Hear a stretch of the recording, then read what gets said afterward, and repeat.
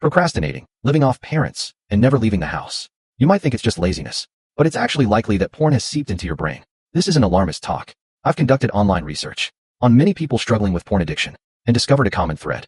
Most of them don't even realize they have a problem. They just have a vague sense that something isn't right in their lives.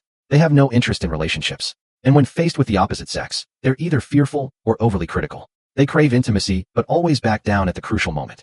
They blame this on their social anxiety or on not being good enough. But they never realize the true root of the problem. Remember, since its inception, pornography has never been a sex education resource. It is a purely commercial product, existing solely to give you pleasure. So it fabricates a false narrative about relationships between the sexes. And when you treat these as the correct answers for real life, that's when trouble begins. The most fatal aspect is that it has completely objectified women. In those scripts, women are perpetually in an unrealistic state, devoid of independent will, lacking emotional fluctuations, and always eager to comply with every demand.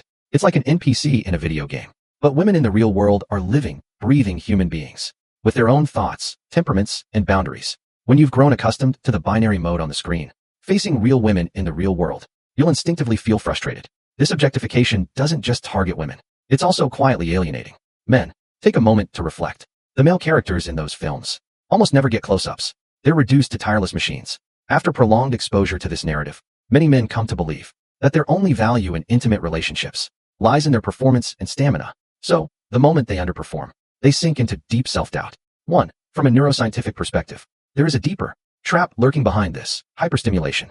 Through exaggerated visuals, rapid scene changes, and extreme performances, it raises the brain's dopamine threshold to nuclear levels. Your reward system is completely hijacked. Once you've grown accustomed to the extreme stimulation, that comes in just 3 seconds. The real-life emotions that require slow cultivation, the racing heartbeat when holding hands, or the blush when making eye contact.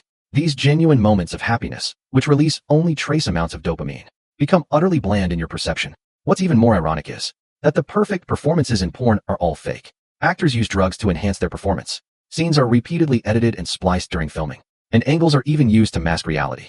Normal people's physiological responses naturally fluctuate and are influenced by emotions and physical condition. But when you use those commercialized standards of perfection as your benchmark, you'll fall into an endless cycle of self-doubt. Why can't I last that long? Why isn't my performance consistent enough?